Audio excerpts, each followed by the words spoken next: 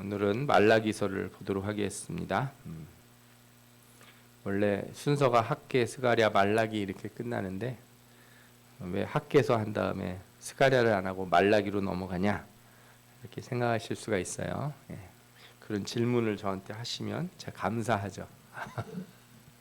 그죠? 오늘 뭘 하는지 잘 모르겠다 이러시면 제가 좀 그렇고, 목사님 왜 스가랴를 안 하는 겁니까? 스가랴는 빼놓는 겁니까?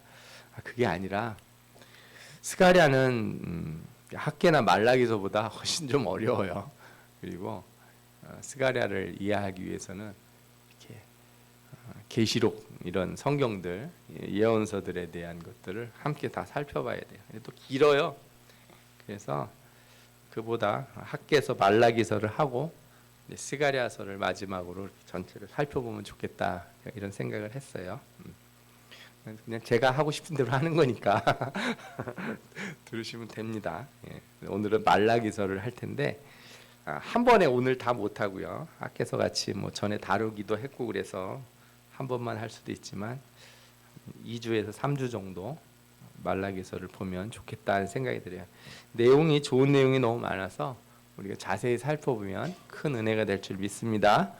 그래서 말라기서는 이제 이스라엘 백성들이 바벨론의 포로가 됐다가 되돌아온 뒤에 시간이 좀 지나서, 그러니까 성전도 다 짓고 어쩌면 성벽을 또 다 지었을 때쯤 되지 않았을까 이렇게 생각이 들어요. 성벽을 다 짓거나 혹은 짓기 전이거나 그 무렵이다. 성전은 지어진 것으로 보이는 그때 일들이에요. 그래서 요때 무슨 일이 있었는지, 그리고 이 뒤로 앞으로 무슨 일이 있는지 좀 전체적인 이런 역사적인 개괄을 좀 말씀을 드리고, 말라기서가 가지고 있는 특별한 특징들을 좀 전체적으로 살펴본 다음에 그 중에 한 가지를 오늘은 다뤄보고 마치려고 합니다.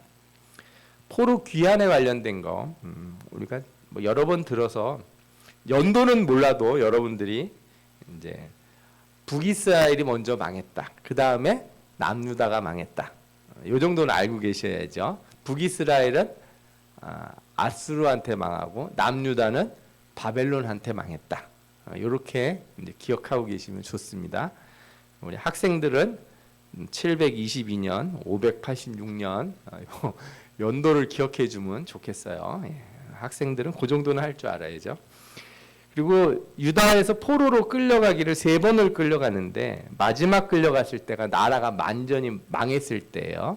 망하기 전부터 포로로 끌려갔었다 이렇게 보시면 되고, 그 다음에 언제부터 돌아오기 시작했냐? 538년 고레스 왕 때부터 돌아왔다 이렇게 보시면 돼요. 538년 요때, 538년, 539년 이렇게 볼 수 있는데 요때 돌아왔다 이렇게 생각하시면 되고, 성전은 516년에 완공이 되었다. 그리고 이제 2차는 에스라, 3차는 느헤미야가 있고 444년에 성벽을 건축을 했다. 대충 이렇게 보시면 돼요. 그래서 이 아까 538년, 539년 제가 이런 얘기를 드렸는데 요때가 이제 이 고레스가 왕이 돼가지고 바로 된지 이제 그 바벨론을 무너뜨리고 페르시아가 딱 나라가 세워진 그때예요. 538년이니까 39년에 이제 바벨론을 무찌르고 538년에 그 다음에 바로 사람들을 1차로 돌려보냈다 이렇게 보시면 돼요. 나중에 한번 고레스 왕 얘기를 해드리면 좋은데 이 사람이 참 독특한 사람이에요. 이 사람이 왕이 된 것도 참 독특하고, 이 사람이 또 하나님의 이런 말씀을 따라서 이런 일을 하게 된 거. 이게 그래서 우리는 일어날 때 스룹바벨이 딱 온 것만 기억하지만 저 일이 이루어지기 위해서 하나님이 얼마나 오래전부터 준비를 하셨는지 몰라요. 저 왕을 세우시려고, 저 고레스라고 하는 왕을 세우시려고. 그래서 이제 그때부터 페르시아가 쭉 이렇게 되는 거예요. 페르시아가. 먼저 한 가지 이제 여러분들이 생각하실 게 뭐냐면, 북이스라엘이 멸망한 다음에 한참 있다가 남유다가 망했잖아요. 그러면 이제 예를 들어 우리 이렇게 생각해 보세요. 북한이 지금 망했다고 치죠. 그럼 우리나라가 저 북한 땅을 어떻게 하겠어요? 가서 접수를 하면 좋지 않습니까? 근데 접수를 할 수 있을까요, 없을까요? 이게 쉽지가 않아요. 예. 그래서 이 북이스라엘이 망했을 때 남유다가 쭉 올라가서 여기 다 우리 땅이야 이렇게 하는 게 안 돼요. 왜? 그 아시리아가 북이스라엘을 멸망시켰기 때문에 지금 아시리아가 언제 쳐들어올까 걱정하고 있을 때거든요. 히스기야 때. 그래서 아시리아가 와가지고 예루살렘을 막 위협하고 그런 상황인데 올라가가지고 북이스라엘 땅 이렇게 추스릴 경황이 없어요. 그러면 어떻게 되겠어요? 북이스라엘 사람들, 사마리아에 있는 사람들 거기에 많은 사람들이 끌려가고 그 다음에 그 땅에 이방인이 와서 살고 그러는 것을 남유다가 어떻게 할 수가 없어요. 그렇죠? 그러니까 남유다는 북이스라엘 지역이 그렇게 됐을 때 아무리 나중에 아수르를 히스기야 때 약간 이제 물리치고 그랬지만 그쪽을 이렇게 제대로 이렇게 통치를 할 수도 없었고 또 이제 유월절 같은 거 할 때 북이스라엘 사람들한테 사람을 보내서 오게 했어요. 이렇게 와서 남쪽에서 절기를 지키도록 이렇게 사람을 보내고 그랬거든요. 그러나 땅을 회복하고 나라를 회복했다고는 할 수가 없어요. 뭐 그러다가 남유다도 망해버렸어요. 그런데 남유다 망할 때 3번에 걸쳐서 다 데려가는데 포로를 누굴 데려가야겠어요? 여러분들 같으면은 내가 저 나라를 이겼어. 포로를 잡아가. 그러면은 똑똑한 애들 잡아가겠어요? 그냥 별로 이렇게 아는 것도 없고 할 줄 아는 것도 없는 사람들 잡아가겠습니까? 예, 귀족들, 재능 있는 사람들을 잡아가요. 예, 처음에는 귀족들을 먼저 데려가고요. 나중에 가서는 데려갈 때 하다못해 대장장이 뭐라도 만들 수 있는 사람들까지 다 데려갔어요. 그 남아있는 사람들은 어떤 사람들만 남아있다 그랬냐면 비천한 자들만 남아있다 그랬어요. 다른 뜻이 아니에요. 뭐 할 줄 아는 게 없는 사람들, 뭐 이렇게 계층적으로도 낮고 배운 것도 별로 없고 뭐 그러니까 이런 사람들만 남아있으면 어떤 일이 생겨요? 뭐 반역을 할 수가 없어요. 뭘 만들어서 체계적으로 해가지고 우리 싸워야지 이런 생각을 아예 할 수가 없는 거예요. 그런 상태로 남유다를 만들어놔요. 그런 다음에 고레스 왕 때 수르바벨 인솔 아래 5만 명 가까운 사람이 예루살렘으로 귀환을 합니다. 왔더니 상황이 어떻습니까? 예루살렘 사마리아의 이방인들, 혼혈들, 그 다음에 아까 말했던 그 비천한 자들이라고 하는 사람들이 다 터를 잡은 거예요. 좋은 건 다 그 사람들이 가지고 있었어요. 그런데 생각을 해보십시오. 이제 이렇게 이해하면 어떨까 싶어요. 어떻게 이제 생각하시냐면 양반들을 다 데려갔어. 양반뿐만 아니라 평민, 중민 이런 다 데려갔어. 그래서 이제 우리나라 따지면 옛날로 말하면 상놈 뭐 이런 그죠? 천민들만 남았어요. 근데 이 사람들이 거기서 이제 땅 파고 막 하면서 어떻게 먹고 살고 있었는데 갑자기 양반들이 떼거지로 오는 거예요. 때로 왔어. 왕족이랑 귀족이랑. 그러면은 예루살렘에 있던 사람들이 그 사람들을 막 그죠? 환영하면서 환영합니다. 와서 우리를 다스려 주옵소서 그랬을까요? 아니면 저 양반들이 왜 왔을까? 이런 생각을 했을까요? 후자의 가능성이 높죠. 네, 그래서 전혀 달가워하지 않습니다. 저 귀족들 잡혀가더니 있을 때도 나라 망가먹은 사람들이 그죠? 뭘 잘했다고 이제 또 와가지고 왕 노릇을 하려고 하는가? 뭐 이제 와서 귀족 노릇을 하려고 하든가? 그때 우리가 가진 거 다 빼앗고 그죠? 악을 행하면서 그죠? 이렇게 한 사람들이 바벨론에 가서 거기서 뭐 회개도 안 하고 뭐 어떻게 했는지 모르겠는데 이제 돌아와가지고 땅도 내놓으라고 집도 내놓으라고 하고 여기는 뭘 해야 된다 그러고 사람들을 불러다가 수르바벨이 막 뭐 시키려고 그래요. 성전 지어야 된다고 노역을 시키려고 그러면 전혀 환영할 만한 상황이 아닐 것이다. 이게 이제 추측이 가능하죠. 당시에 이 유대인들을 환영하지 않았을 뿐만 아니라 이스라엘 영토는 축소가 되어서 인구가 한 15만 명 정도밖에 안 살았다는 거예요. 뭐 학자들의 추측인데 하여튼 인구가 많이 줄었겠죠. 다 잡혀가고 그랬었으니까. 그리고 땅은 황폐하고 폐허가 된 거예요. 경제적으로도 얼마나 어렵겠습니까? 나라가 없는 땅에 여러분들 정부가 약해지면 뭐가 난리가 쳐요? 도둑들. 그죠? 정부의 권력이 약해지면 정부의 힘이 약해지면 길거리에 누가 난리를 쳐요? 힘센 사람들이 목소리 큰 사람들이 이렇게 난리를 치는 거예요. 예. 그러니 뭐 도적대들도 왔다 갔다 했을 것이고 거짓말하고 속이는 사람들 그래도 이거 누가 잡아주지를 못하잖아요. 누가 속이고 사기를 쳐도 너 왜 속이고 사기를 쳤어 해서 감옥에 가둘 사람이 없는데 어떻게 되겠습니까? 이 상황이 그런 상황이에요. 이런 상황에서 수르바벨과 이제 여호수아가 돌아와서 성전 재건을 하는 거예요. 여러분들 성전 재건하다가 말고 왜 중간에 쉬었느냐 이런 얘기하면서 믿음 없는 사람들 이런 얘기 하시면 안 돼요. 저 상황이면 저 엄청 어려운 일이에요. 여러분들이 어디 다른 나라 갔다가 되돌아와가지고 성전 지으려고 하는데 왔더니 집은 다 부서지고 그죠? 밭이고 뭐고 다 황폐돼 있고 막 길에는 막 들개들 돌아다니고 예? 여러분들 밭이라고 하는 게요. 한 1년 2년만 아무도 안 건드리고 놔두면 어떻게 됩니까? 잡초가 무성하게 해서 이거 다시 밭을 만들려면 엄청 힘들거든요. 예? 비 한 번 오고 그래서 흙들 씻어져 나가면 돌멩이들 잔뜩 남고 그래서 이렇게 우리가 너무 단순하게 성경을 읽으면 공감이 안 되는 거예요. 단순하게 성경을 읽으면. 그래서 저는 그렇게 생각해요. 하나님이 이렇게 약간은 기다려 주는 거예요. 우리가 이제 그 먼 곳에서 다 되돌아와서 터를 잡을 때까지. 근데 너무 오래 걸리면 안 되니까 빨리 어떻게 하라? 성전을 지으라. 사실 수르바벨 지은 성전은 볼품이 없어요. 그냥 직육면체 같이 이렇게 그냥 박스 같이 지은 거예요.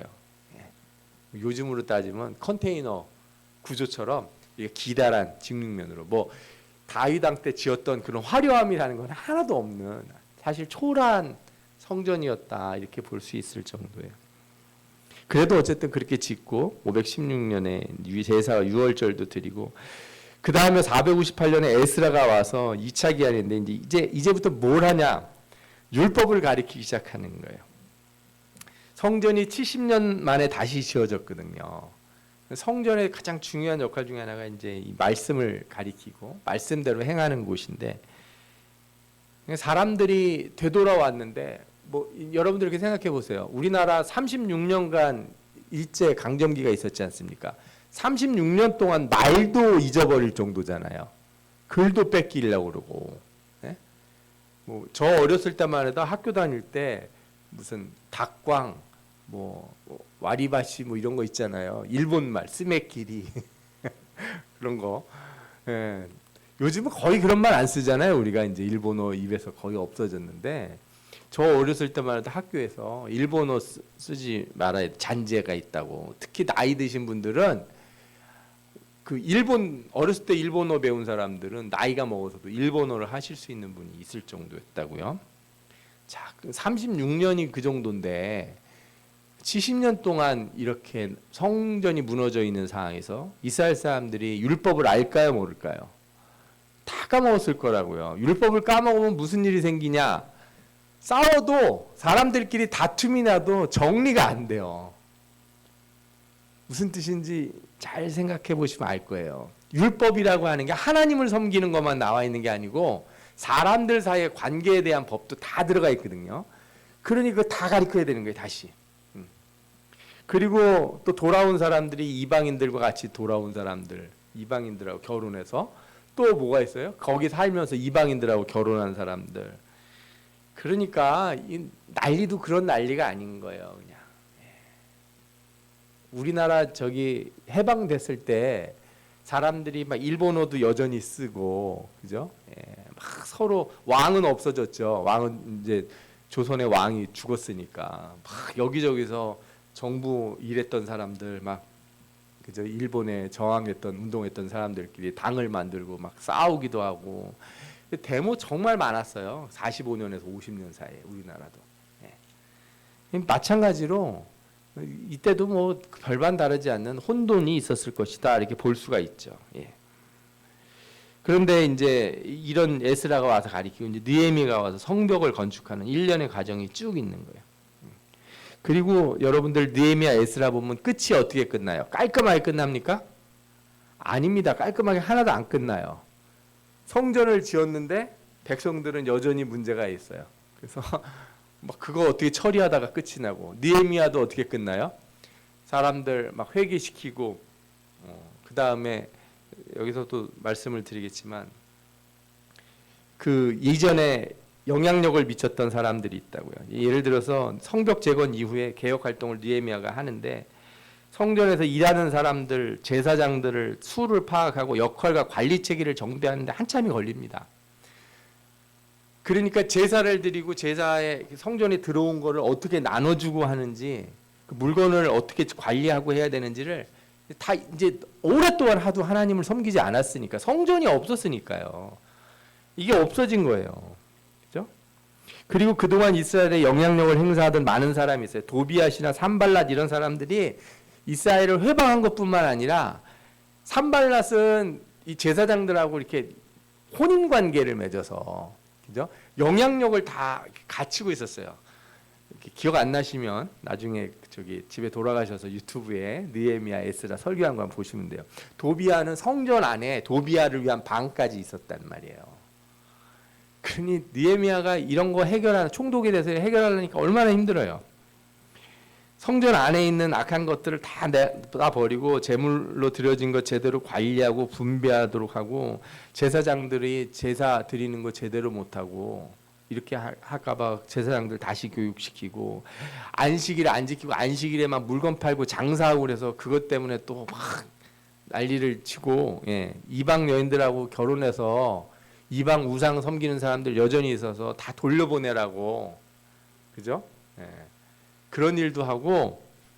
그러니까 느헤미야 끝을 보면요, 뭐지 이러는 거예요. 막 되돌아와서 막 하나님 앞에 감사하고 나라가 다시 세워지고 막 기쁨과 영광의 찬송이 나오는 게 아니라, 그냥 청소할 쓰레기가 그냥 집에 오래간만에 왔더니 그냥 잔뜩 있는 그 상황인 거예요. 그런 걸로 보시면 돼요. 그래서 이제 말라기 이후에, 글자가 좀 작죠. 페르시아가 아까 제가 앞에서 보면 444년에 성벽이 건축이 됐다고 그랬잖아요.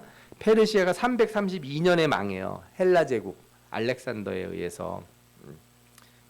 완전히 망한다기보다는 이제 힘을 거의 잃어버려 가지고 알렉산더가 거의 그 예전에 페르시아 제국 자리를 다 먹어요. 그렇게 해서 헬라 제국이 잠깐 동안 있는데 한 30년 동안 알렉산더가 다스리다가 애도 안 낳고 결혼도 안 하고 후계자도 안 정하고 죽어버려요. 그러는 바람에 나라가 네등분이 나서, 네등분이 난 그 왕조들이 있는데, 그 중에 유다를 톨레미 왕조가 다스리다가 그 뒤에 셀루쿠스 왕조가 그 자리를 뺏어가요. 그래서 유다가 이게 두 번에 걸쳐서 나라를 통치하던 곳이 바뀌어요. 그러니까 돌아왔는데 이스라엘의 왕조가 안 생겨요. 이때까지 한참 동안을. 그러다가 이 셀루쿠스 왕조가 여러분들이 잘 아신 대로 성전에서 돼지 피로다가 막 돼지로 제사를 드리고 성전을 더럽혀서 이 격분한 이 레위인 가문이 있었는데, 그 마캅이라고 하는 가문에서 혁명을 해요. 일으켜요. 반란을 일으켜서 싸워요. 그래서 쫓아내고 유다가 독립을 합니다. 그렇게 해서 이렇게 한 것을 마카비 혁명이라고 부르고, 그 마카비 혁명에서 이제 그 마카비 가문의 한 사람이 이제 왕이 됩니다. 근데 이 왕이 독특한 게 제사장이면서 레위인이니까요. 제사장이면서 왕도 하는, 원래 그러면 안 되는데 그런 왕조가 생겨나요. 그게 하스모니안 왕조예요. 하스모니안 왕조. 그 왕조가 이제 100년을 좀 못 버티다가 로마가 와서, 로마가 와가지고 저기를 합니다. 이렇게 점령을 해요. 로마가 점령할 때 누가 이제 로마에 붙어서 이 유대 땅을 다스리게 되냐면, 이두메 사람 헤롯 왕가가 와서 다스리게 돼요. 그러면서 헤롯 왕가가 하스몬 왕조의 여자랑 결혼을 해요. 그리고 사람들한테 잘 보이려고, 이두메 사람은 에돔 사람이거든요. 에서 후예들, 에돔 사람이라 이스라엘 사람들한테 환심을 사기 위해서 헤롯이 무슨 일을 하냐? 성전을 증축을 합니다. 아까 말씀드렸죠. 수르바벨 성전이 어떻다고요? 초라하기 그지없다. 그래서 헤롯이 오랫동안 그 성전을 중축을 해요. 예수님 때까지도 뭐 하고 있었어요? 성전을 중축을 하고 있었다. 이게 이제 중간기 일인데 나중에 저희가 이제 스가랴서까지 다 본 다음에 마카비서가 있어요. 우리는 그런 성경을 읽지 않지만 외경이라고 그래가지고 공동 번역 성경에 있어요. 그러니까 이제 캐톨릭은 그걸 성경에서 이렇게 보고 있는데 그 외경으로 들리는 마카비서를 제가 한번은 소개를 해드릴게요. 그러면서 중간기 얘기를 좀 자세하게 해드릴게요. 여기를 알아야 왜 구약 시대에 없던 뭐 바리새인들, 사두개인들은 언제 나타난 건지, 그들은 왜 갑자기 사람들한테서 선생 노릇을 하게 됐는지, 뭐 이런 거를 알 수 있을 거예요. 제가 이제 전에도 한번 강의를 한 적이 있지만 여러분들이 나중에 다 잊어버렸을 거예요. 괜찮습니다. 제가 다시 한번 말씀을 드릴게요. 자, 그래서 이렇게 페르시아가 땅을 다 차지한 거예요. 저 색깔이 있는데, 아시겠죠? 지금의 이란, 이라크, 그다음에 이집트, 터키, 그리스, 그다음에 뭐 불가리아 뭐 이런 데 있죠. 그런 지역까지 다 이렇게 차지했다 이렇게 보시면 되고, 그 다음에 나라가 4개로 나눠지죠. 그 프톨레마이오스라고도 부르고 뭐 톨레미 왕조라고도 불러요. 저 앞에 그 P가 묵음으로 읽기도 하고 어떤 사람들은 저렇게 그냥 읽기도 하고 그래요. 그래서 하여튼 프톨레마이오스가 이집트 쪽이고, 저 톨레미 왕조의 마지막 여왕이 누구냐? 우리가 잘 아는 클레오파트라입니다. 저 왕조의 여왕이 그 클레오파트라가 자기네 나라를 살리기 위해서 그렇게 로마 그 권력자들을 유혹을 한 거예요. 그 이야기가 우리가 뭐 잘 아는 클레오파트라 이야기예요. 그러니까 저기가 그런 곳이었고, 저 톨레미 왕조가 다스리던 시절에 소위 말해 구약 성경이 헬라어로 번역이 됩니다. 70인역이라고. 그래서 구약의 이 모든 것들이 거의 헬라어로 이렇게 전파될 수 있는 배경이 돼요. 하여튼 저 나중에 이제 셀레쿠스가 저기를 다시 이제 유다 땅을 차지하기도 하죠. 저 가나안 땅을. 하여튼 요거는 나중에 한번 다시 더 보기로 해요. 자, 말라기서를 보면 말라기서는 그 저자가 말라기라고 나오는데 사실은 이게 정확한 이름인지 아닌지를 모르요. 사람 이름인지 아닌지를. 말라기라고 하는 뜻이 나의 사자 이런 뜻인데, 원문을 읽으면 여호와께서 자신의 사자를 통해서 이스라엘에게 경고하셨다. 이렇게 읽혀요. 그러니까 말라기를 사람의 이름으로 읽을 수도 있고 그냥 어떤 사람이다 이렇게 생각할 수도 있고, 어떤 사람들은 이게 지명이다 뭐 이러는데 그건 좀 아닌 것 같고, 근데 사실 그거 중요하진 않아요. 뭐 말라기가 어떤 사람인지 그 이름을 가지고서 추측할 이유가 없기 때문에. 왜냐, 여기밖에 등장을 안 해요. 여기 어원, 이 말라기라고 하는 사람의 이름, 이 이름의 어원도 다른 데는 거의 없어요, 용례가. 그러니까 그냥 여기에만 이렇게 있다 이렇게 아시면 돼요. 아까 말씀드린 것처럼 저작 연대가 BC 460년경이니까 성전 이렇게 성벽 완공되기 전이다 이렇게 생각할 수도 있는데, 그 이후로 보는 사람들이 있어요. 적어도 성전 지은 다음에 성벽이 완공되고 성전은 지어지고 성벽이 다 완공된 그 뒤에 오래 지나서 써진 것 같지는 않다 이렇게 생각을 해요. 그런데 이제 이 당시 어떤 상황이냐, 바벨론에서 돌아온 사람들이 표면적으로 막 우상 숭배하고 옛날 같은 짓은 안 합니다. 그런데 문제는 뭐냐면 바벨론에서 이렇게 살고 페르시아에서 살면서 돌아와가지고 율법도 잘 모르고, 제사 제도가 있는데 제사장들도 제사를 제대로 못 드리고, 또 이방인들과 결혼은 해가지고 애는 있고, 완전히 어수선한 그 상태가 있었던 거예요. 이런 상황에서 말라기서의 메시지가 등장을 합니다. 말라기서는 그래 돌아온 사람들이 신앙과 삶의 불일치를 경험하게 돼요. 하나님이 우리를 회복시켜 주셨다. 다시 이렇게 돌아오게 하셨다. 처음에 기쁨으로 돌아왔는데 나라가 이상하게 이렇게 갑자기 잘 좋아지면 좋은데 그게 아닌 거예요.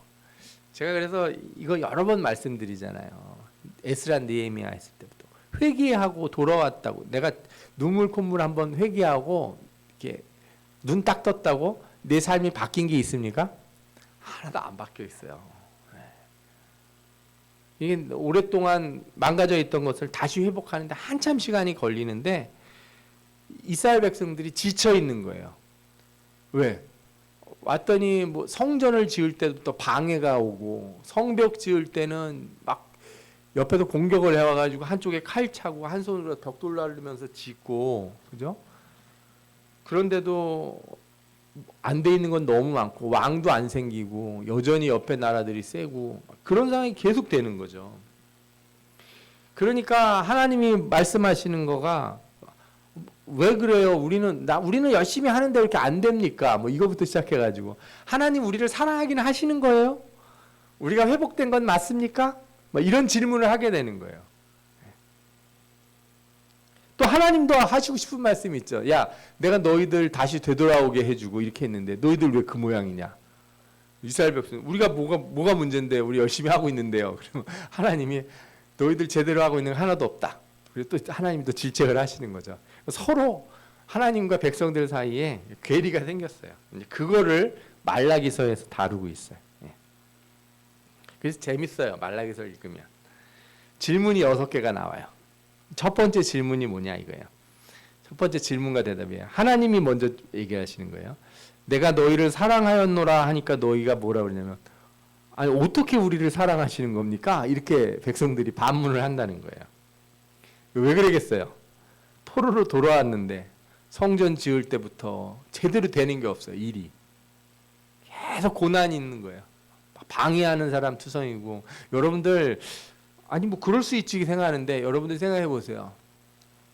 물론 내가 잘못하긴 했는데 그래도 하나님 앞에 회개하고 두 손 들고 하나님 앞에 막 울고, 하나님이 큰 문제들을 해결해 주시고 나를 다시금 하나님의 뜻에 맞게 살 수 있도록 이끌어 주시는 거예요. 그래서 이제 열심히 해보겠습니다 딱 하는데 안 돼. 뭐 바뀌질 않아.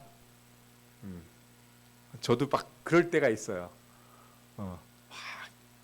기도하고 막 이게 목사 안수 받았을 때 막 눈물을 흘리고 하나님 막 열심을 막 내서 막 하고 막 이렇게 하는데, 또 막 되려고 그러다가 갑자기 뭐가 턱 막히고 그러면은 가슴이 툭툭 떨어져요.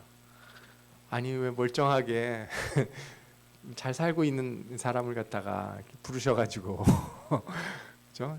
길도 팍팍 열어주시고 그냥 한 번 하면 쫙쫙 되고, 그냥 그죠? 여러분들 위해서 기도하면 그냥 축복도 확확 받고 그러면 얼마나 좋아요, 그죠? 예. 그런 거 이렇게 같은 상황이다 이렇게 생각하시면 저는 그렇게 공감이 많이 돼요. 우리가 열심으로 하나님 앞에 다짐을 하고 막 새 출발을 했는데 더 내 속을 썩이는 사람들이 더 나타나고, 그죠? 내 발목을 붙드는 사람이 더 있는 거예요. 예. 마음 잡고 좀 뭐 좀 해보려고 그랬더니, 그죠? 예. 일마다 막 꼬이고 막 그러면 어떻겠어요? 하나님 정말 우리 사랑하시긴 한 겁니까? 뭐 이런 마음이 들 거 아니에요? 그런 질문을 했다는 거예요. 두 번째로 하나님께서 이제 얘기를 하시는 거예요. 내 이름을 멸시하는 제사장들아, 그러면서 너희들이 나를 두려워하기는 하냐? 그랬더니 제사장들이 뭐라 그래요? 하나님 우리가 뭘 어떻게 잘못했길래 그러시는 건가요? 그러는 거예요.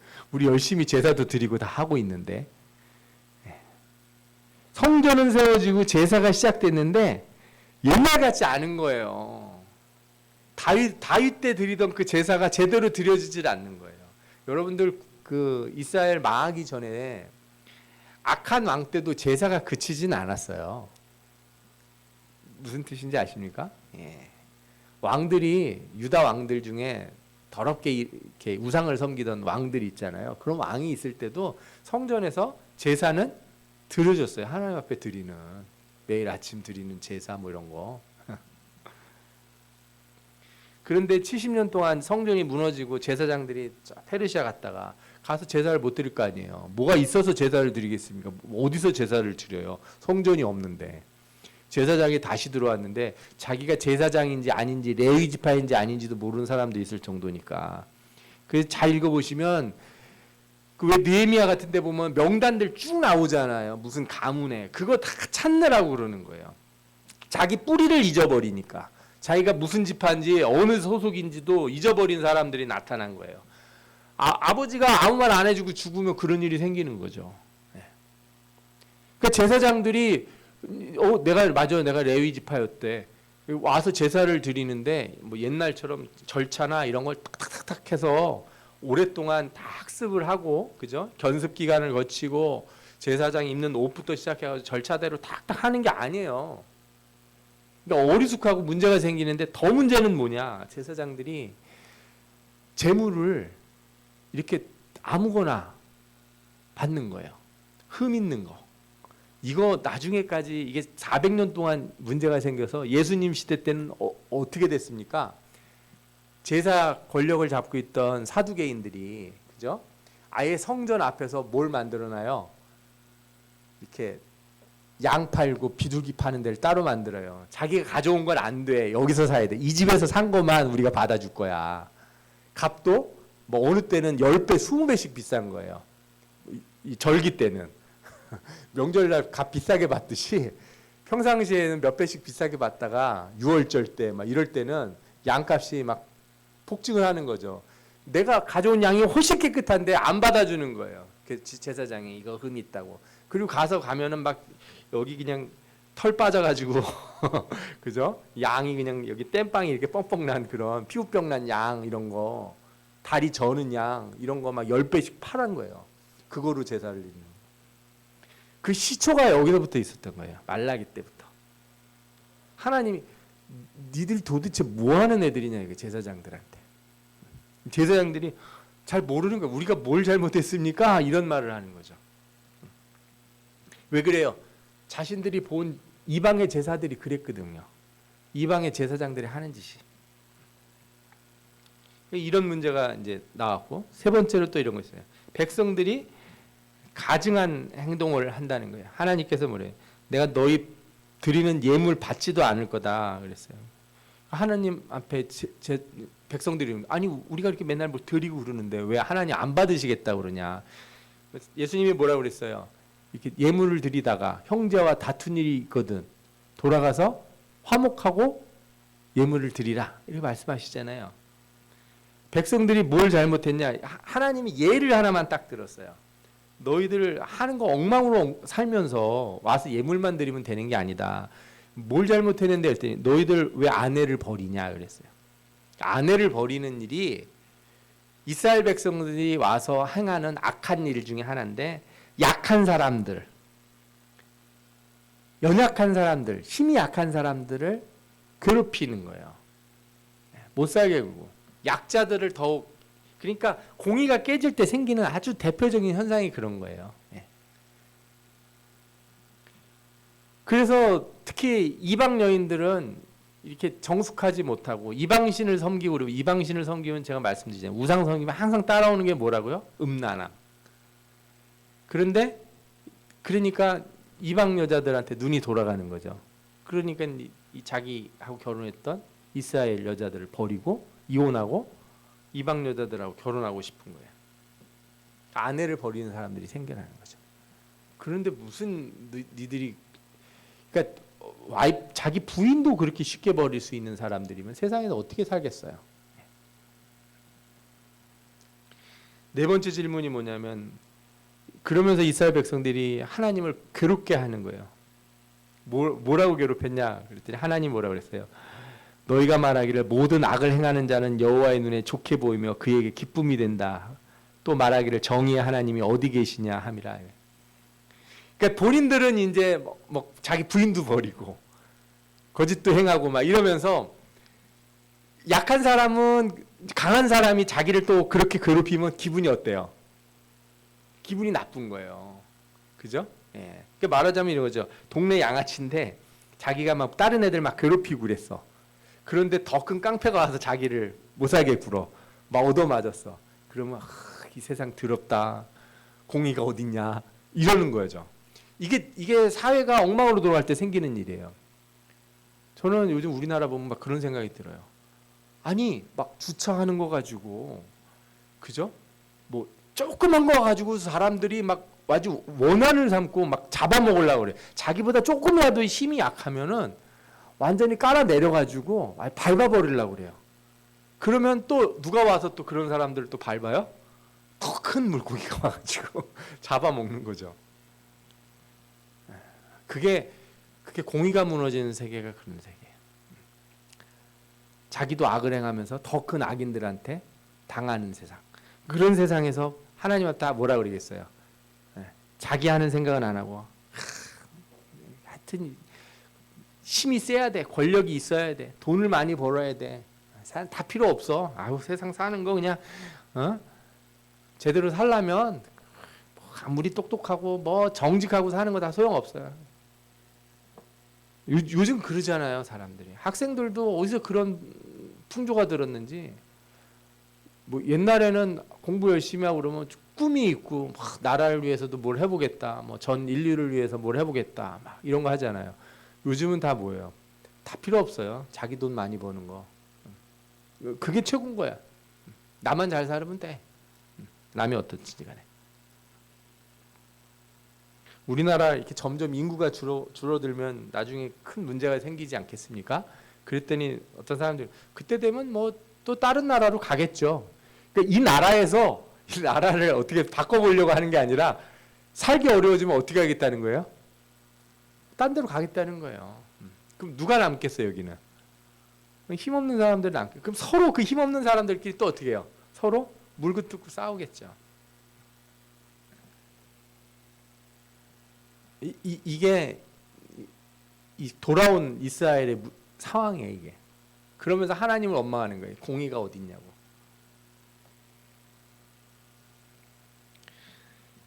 그래 하나님 뭐라 그래요? 내게로 돌아오라. 그리하면 내가 너희들에게로 돌아가리라 그래. 그러니까 사람 어떻게 돌아가는 겁니까? 하나님이 너희가 나한테 돌아오려면 해야 되는 일이 있는데 하나님 거 도둑질을 하지 마라 이렇게 가르쳐요. 하나님 앞에 의무를 다하라. 여러분들 하나님 앞에 돌아가는 길을 잘 생각해 보세요. 어떻게 해야지 하나님과 가까워질 수 있어요? 하나님과 가까워지는 방법이 뭡니까? 하나님을 사랑하는 거. 그죠? 아멘? 목사님 어려운 얘기 하려고 그러는 줄 알았는데 너무 단순한 질문을 하시네. 단순한 대답을 하시네. 그럴 거예요. 그죠? 하나님을 사랑하는 거. 그쵸? 하나님 사랑하는 게 하나님 앞으로 나가는 길이에요. 하나님 사랑하는 건 뭐예요 그러면? 하나님 말씀을 지키는 거. 하나님 말씀을 지킨다는 뜻이 뭐예요? 하나님 앞에 내 의무를 다하는 거. 아멘? 하나님 사랑하는 거를 무슨 세상 사람들 말하듯이 생각하는 것처럼 뭐 로맨틱한 거 뭐 이런 거 있잖아요. 막 신랑 대신 예수 그리스도 막 이러고 그죠? 막 하늘에서 오시고 그냥 그죠? 나의 아버지 막 잘못한 것도 용서해 준 아버지 다 좋아요. 회개할 땐 다 괜찮아요. 다 그런 마음 들고 막 그래요. 저도 기도하면 막 엎드리면 주님이 막 이 못자국 만진 손으로 저를 만지시는 것 같을 때 막 너무 막 눈물 나고 그래요. 진짜 그래요. 회개할 때 그렇게 하나님 은혜를 주시면 그 다음에 일으켜 세우신 다음에 뭐라 그래요? 하나님께서 나가서 너 할 일 해야지 이제 이렇게 말하신다고요. 탕자가 돌아와서 잔치를 벌렸어요. 하루 잔치가 끝나면 그 다음 날 일어나서 뭐 해야 돼요?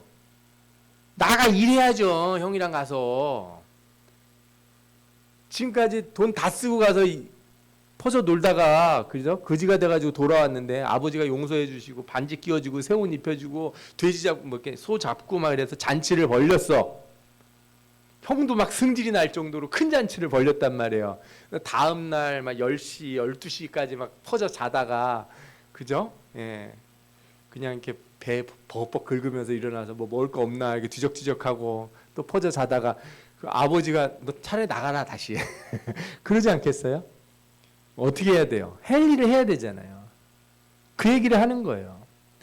그 과정에서 하나님이 말씀하신 게 그 11조라는 거예요. 11조. 너희들은 의무를 다하지 않으면서 어떻게 나한테 다시 돌아오겠다고 하는 거냐. 하나님 백성이 되겠다고 하는 건 뭐예요? 하나님이 정한 그 룰을 지키고 하나님, 내가 한국 사람이면 한국의 법을 지키는 것처럼 그렇게 해야 되는 거잖아요. 하나님께로 돌아가는 길은 묻지만 하나님의 것을 하나님 앞에 드리지도 않고, 하나님이 왕이시라고 말은 하지만 그분이 나를 다스리시고 그분이 가르쳐놓은, 세워놓으신 법은 안 지키는 거, 그게 이기적인 거예요. 이기적인 신앙. 네? 축복은 말하지만 의무는 다하고 싶지 않아. 그죠? 여러분 그런 사람들 있으면 싫잖아요. 우리나라에서 누릴 건 다 누리면서 군대도 안 갔다 오려고 그러고, 그죠? 뭐 연금도 안 내려고 그러고, 건강보험도 안 내고, 막 세금도 안 내고, 속이고, 그러면 그 사람 누가 좋아하겠어요? 마지막 6번째 질문이에요.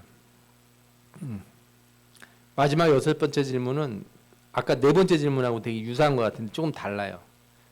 4번째 질문이 악한 자들이 하나님이 공의롭지 않다고 말하는 거라면, 6번째 질문은 뭐냐면 하나님을 경외하는 자들이 아무리 애를 써도 세상이 안 바뀌니까 너무 실망해서 도저히 안 되는 겁니까? 이러는 거예요. 그걸 하나님이 너희들 그런 말 입에서 담으면 안 된다. 완악한 말이다 이거예요. 왜 완악한 거냐 그랬더니 너희가 말하기를 하나님을 섬기는 것이 헛되다. 만군의 여호와 앞에서 그 명령을 지키며 슬프게 행하는 것이 무엇이 유익하리요. 지금은 우리는 교만한 자가 복되다 하며 악을 행하는 자가 번성하며 하나님을 시험하는 자가 화를 면한다 하노라. 이게 이제 예수 믿는 사람들이 힘든 거잖아요. 내가 아무리 착하게 살려고 해도 내가 착하게 살면 살수록 어떻게 돼요?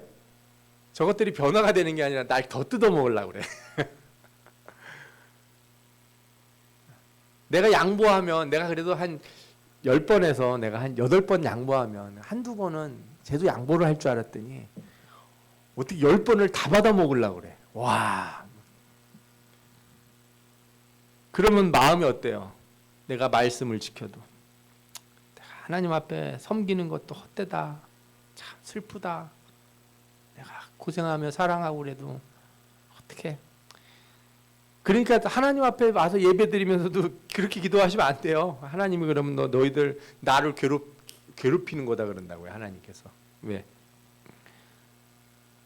우리가 아무리 해봐야 지금은 교만한 자들 잘 되고, 그죠?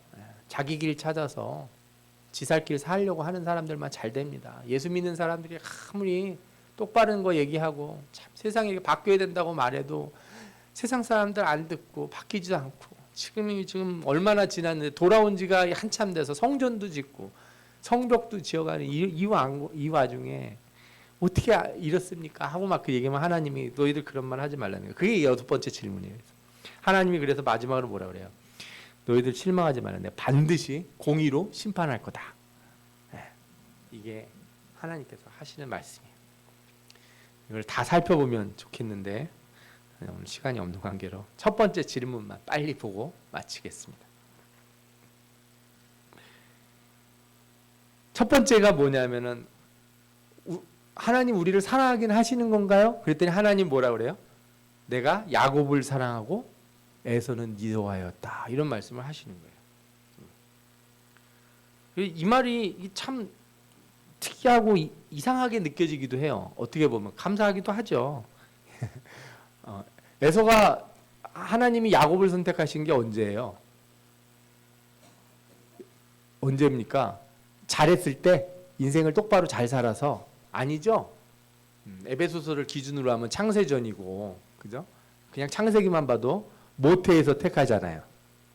도대체 그래서 어떤 분들이 야곱의 가치관, 인생관이 에서와 달랐기 때문에 하나님이 야곱을 사랑하고 에서를 미워하였다 그랬다는 거예요. 저는 그건 아닌 것 같은데. 그건 아니었던 것 같은데. 왜 그런 사람들이 그런 생각을 많이 하냐. 로마서 9장 13절에 이런 얘기가 나와요. 13절부터 16절에. 기록된 바 내가 야곱은 사랑하고 에서는 미워하였다 하심과 같으니라. 그런즉 우리가 무슨 말을 하리요? 하나님께 불의가 있느냐? 그럴 수 없느니라. 모세에게 이르시되 내가 긍휼히 여길 자를 긍휼히 여기고 불쌍히 여길 자를 불쌍히 여기리라 하셨으니 그런즉 원하는 자로 말미암음도 아니요 다른 박질하는 자로 말미암음도 아니요 오직 긍휼히 여기시는 하나님으로 말미암음이니라. 이 말씀을 읽어보면은 뭐라고 생각되냐면 하나님은 하나님이 택하고 싶은 사람을 하나님 마음대로 택하신다는 거예요. 그죠? 그러면 뭐 하나님의 자유로운 선택이니까 하나님 그런 주권이 있으니까 감사하죠. 우리를 택해 주셔서. 그러면은 에서는 무슨 죄가 있길래 하나님은 에서를 버리신 겁니까? 이런 질문하는 사람들이 있는 거예요.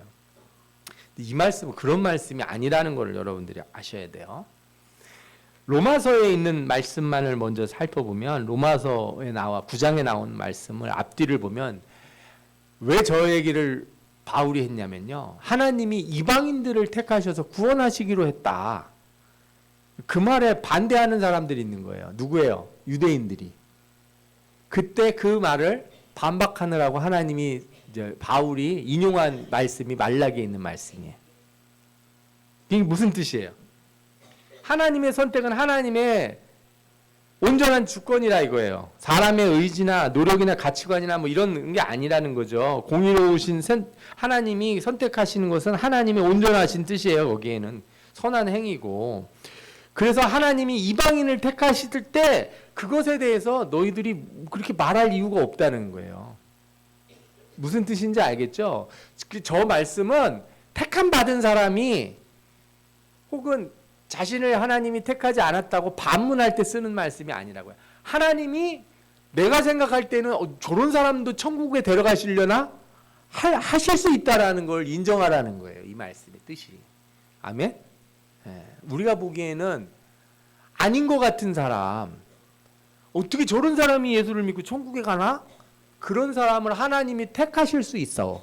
이거를 너희들 잊지 마라. 이걸 말씀하신 게 로마서의 말씀이에요. 그래서 로마서 뒤에 보면 뭐라고 해요? 만약 하나님이 그의 진노를 보이시고 그의 능력을 알게 하고자 하사 멸하기로 준비된 진노의 그릇을 오래 참으심으로 관용하시고 그 영광의 풍성함을 알게 하고자 하셨을지라도 무슨 말을 하리요? 이게 뭐예요? 하나님이 진노의 그릇을 참고 나중에 그 영광의 풍성함을 알게 하도록 바꾸셨을지라도 너희들이 무슨 말을 하겠냐 이거예요.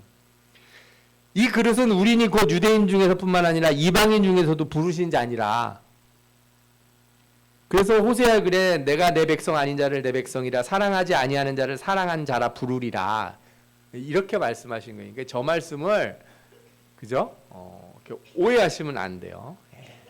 오해하시면 안 된다 이거죠. 첫 번째로 그게 중요한 사실이고 말라기서에서 하신 말씀의 뜻은 또 이런 게 있어요.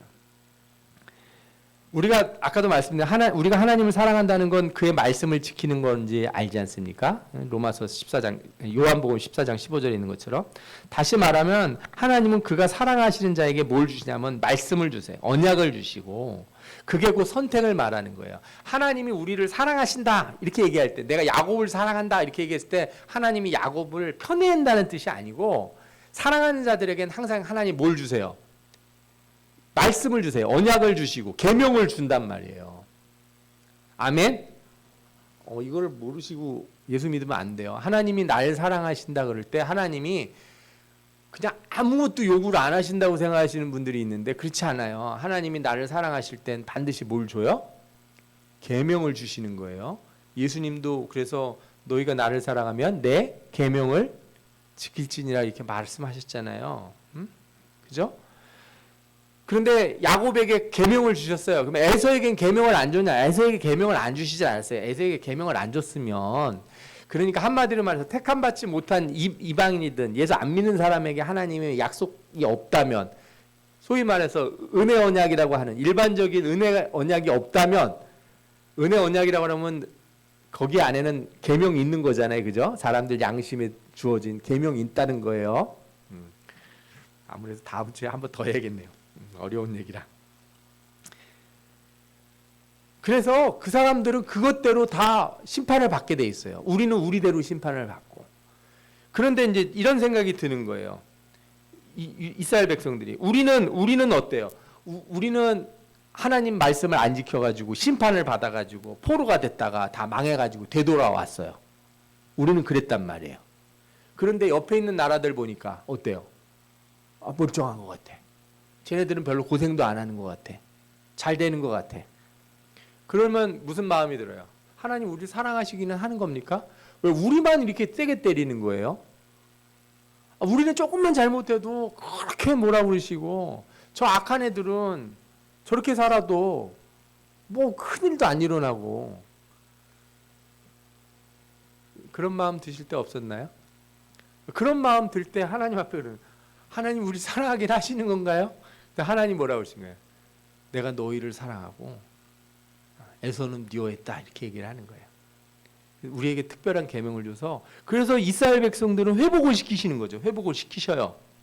그죠? 회복을 시키시는 거고, 그러면 저 에돔 족속은 뭐예요? 아니 쟤들은 심판을 다 덜 받았으면 어떻게 되는 거예요? 심판을 받을 거라 이거예요. 에돔이라고 하는 거는 그냥 무슨 민족적 반감에서 에서라고 하는 그 대표자를 그냥 뽑은 거지. 그 민족적 반감에서 뽑은 게 아니라 그냥 이방 민족, 심판받을 민족으로서 그냥 에돔을 뽑은 거예요. 성경에서 그런 구절이 여러 번 나와요. 대표로 뽑은 것 뿐이에요. 하나님이 그의 사랑하는 백성을 심판하시면서 다른 민족들을 방관하시거나 그들의 악에 무관심한 게 아니라는 거예요. 그래서 반드시 악을 행한 자들을 심판하시겠다, 그걸 말씀하세요. 그래서 말라기서 1장 5절에 뭐라고 나와요? 에돔은 말하기를 자기가 무너뜨림을 당하지만 다시 쌓겠다 이래 얘기지만 하나님은 어떻게 하겠다는 거예요? 너희들 심판 제대로 못 받았어. 다 받을 거야. 완전히 무너뜨리시겠다고 말씀하시잖아요. 하나님은 모든 민족을 다 심판하시고 그들에게도 주신 그 계명대로 다 평가하시겠다는 거예요. 그래서 마지막 절에 뭐라고 나와요? 너희는 눈으로 보고 이르기를 여호와께서는 이스라엘 지역 밖에서도 크시다 하리라. 아멘. 이 하나님은 이 땅에서 우리에게만 해당되는 하나님이 아니라 이거죠. 우리한테만 과도한 걸 요구하시고 우리한테만 높은 걸 요구하시는 하나님이 아니고, 모든 민족, 모든 나라에게 하나님은 다 공정하시고 공평하신 하나님이라는 거예요. 우리에게 더 많은 계명을 주시면 어떤 일이 생기는지 아십니까? 그래서 하나님이 우리를 더 사랑하시는 거예요. 우리에게 더 많은 계명을 주셨기 때문에 우리가 회개하면 우리를 용서하시고 어떻게 하세요? 다시 회복시켜 주세요. 우리는 지은 죄보다 받은 복이 훨씬 더 커요. 아멘. 여러분들이 그걸 잊어버리시면 안 돼요. 예수 믿는 사람은 자기가 잘못한 것보다 하나님이 주신 은혜가 100배, 1000배 아주 어마어마하게 더 큰 거예요. 그래서 하나님은 구원해 주시잖아요, 우리를. 우리에게 약속을 주시고 저 세상 사람들이 지키지 않아도 되는 계명들을 우리에게 주셨단 말이죠.